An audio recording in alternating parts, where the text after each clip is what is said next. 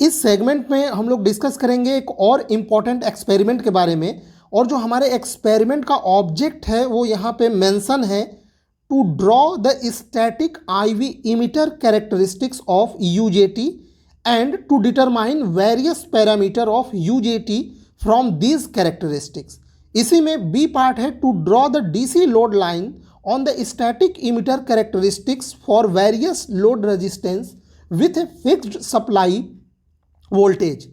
और C part है इसी में ऑब्जेक्ट का, to study the performance of UJT as a relaxation oscillator, क्योंकि रिलैक्सेशन ऑक्सीलेटर में UJT का प्रयोग किया जाता है। ठीक, इसके लिए जो ऑपरेटर्स की जरूरत पड़ने वाली है, ये सारे ऑपरेटर्स यहाँ पे मेंशन है, उसको देख लीजिए। A kit containing UJT and various capacitance and resistance, digital volt meter, milli ammeter and various power supply यहाँ पे है।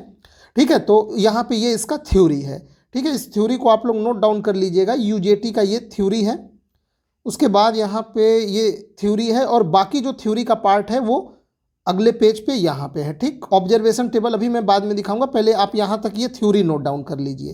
ठीक, जैसे ही ये थ्योरी नोट डाउन हो जाएगा तो अब एक बार मैं फिर से पीछे वाले पेज पे जा रहा हूँ। अब पहले इसका आप लोग डायग्राम देख लीजिए। ठीक है, ये UJT को हम लोग इस प्रकार से, ये इसका डायग्राम है, आप जानते हैं UJT है ये, और यहाँ पे ये इसका एक इक्विवेलेंट ये सर्किट डायग्राम है, इक्विवेलेंट, और ये सिंबल डायग्राम है। ठीक, ये ब्लॉक डायग्राम है, ये इक्विवेलेंट सर्किट है उसका, और ये जो है ये सिंबल डायग्राम है UJT का।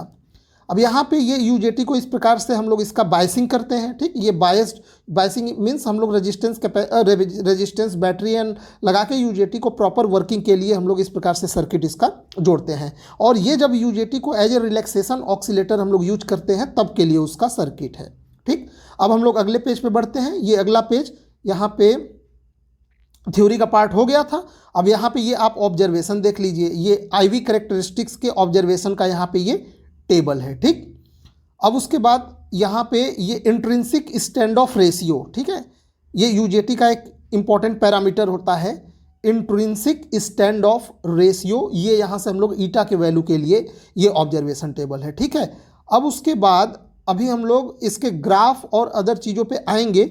यहाँ पे आप लोग ये पहले और आगे का देख लीजिए ऑब्जर्वेशन।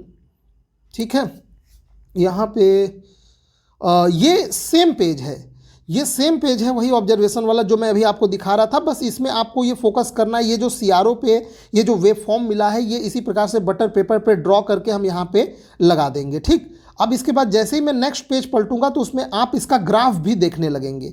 ये देखिए, ये इसका ग्राफ है, लेकिन ग्राफ पे जाने से पहले मैं अभी कैलकुलेशन आपको दिखा देता हूँ। ऑब्जर्वेशन टेबल बन गया, यहाँ पे ये कैलकुलेशन देख लीजिए, ये इसका कैलकुलेशन वाला पार्ट है यहाँ पे।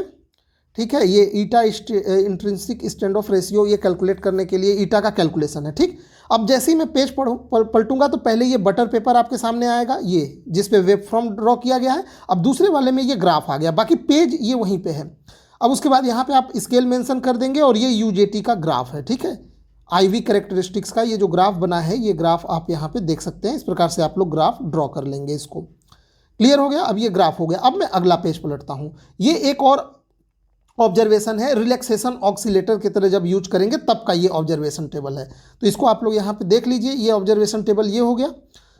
रिजल्ट हम लोग बाद में मेंशन करेंगे, पहले आप यहाँ पे ये रिलैक्सेशन जब UJT as a relaxation oscillator used होता है तो उसका जो यहाँ पे ये टाइम पीरियड वगैरह आता है, ये आप यहाँ पे ये कैलकुलेट कर लेंगे। ठीक है, ये इसका कैलकुलेशन है। ठीक, यहाँ पे ये फ्रीक्वेंसी के लिए, ठीक, फ्रीक्वेंसी हो गया ये कैलकुलेशन।